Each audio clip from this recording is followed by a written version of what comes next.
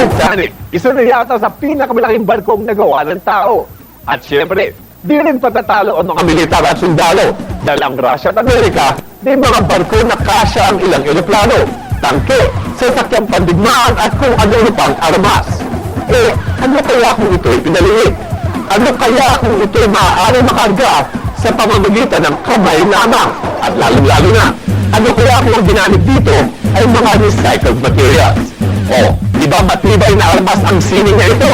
Tingnan niyo ang kagandahan ng MV Recycle.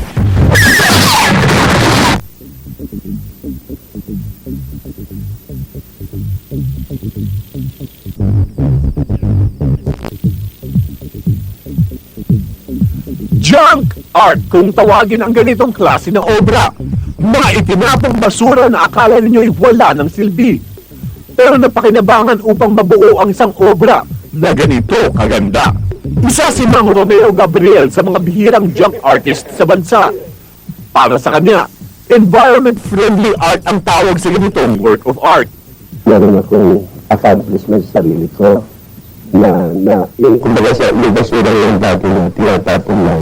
Parang pinagagawa ko ng art para naitayo ko na yung paligid nila. Yung basura, nasa isang pedestal na sila na pwede na silang tingalain ng mga tao. Basura nga ito, pero tingnan mo. Plastic na mga bote ng mineral water at mga lata ng soft drinks ang bumubuo sa mga obra ni Mang Romeo.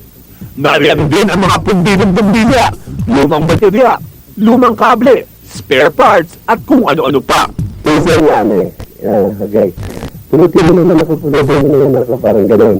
Ay bigla may darating na tao. Nakaporma ka. Palalagpasutin mo na yung tao. Tapos siya pupulutin.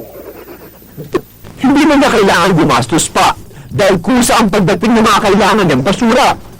Maliban na lamang sa round bead na pandikit at spray paint na pandisenyo na kailangan niyang bilhin. Kung very creative ka, yung mga basura na yun, sabi mo, pero papakinabangan mo yan isang araw. 1999 nang nagsimula si Mang Romeo sa paglikha ng ganitong sining. Sa ngayon, umabot na sa 300 ang kanyang koleksyon. Madali sa unang tingin na pagbuo ng ganitong obra.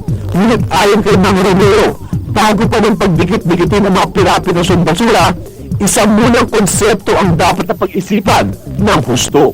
Gagawa ka ng subject. Ano ba ang gusto mo gawin? Hindi porket meron ka nakitang basura, dikit ka lang ng dikit. Hindi yun Hilig ng Romeo ang painting at sculpture. Kaya naman di na siya nahihirapan pang bumuo ng sining gamit lang ang basura. Mistulang mini museum ang bahay ni Mang Romeo dito sa Cavite. Makatawag pansin ang robot creation na ito, si RoboCell. Pinakapaborito sa lahat na ginawa ni Romeo.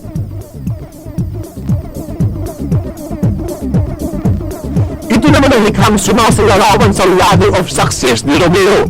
Mula sa pagiging pulubing mambabasura sa tondo, ay nagsumikap na magtrabaho, makapagtapos lang ng pag-aaral sa kolehiyo.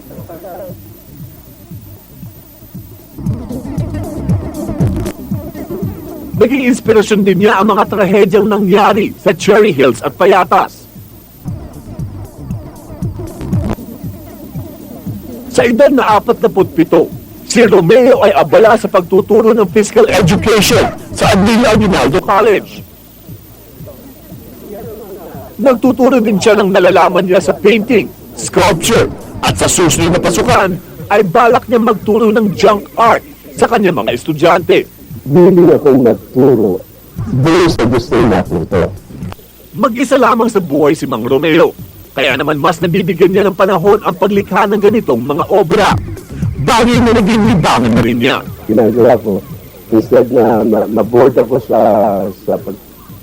pagtrabaho, meron time na kailangan ko mag-recreation, which is ito yung ginagawa ko. Nasa plano ni Mang Romeo ang ipakita ang lahat ng kanyang mga nilikha sa isang exhibit.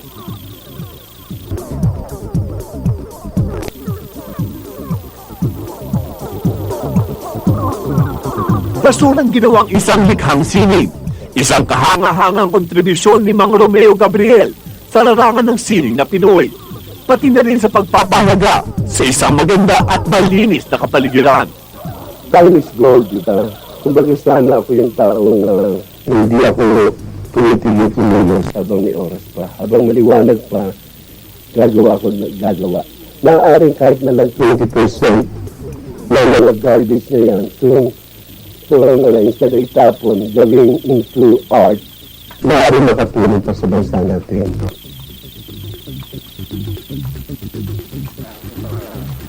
No,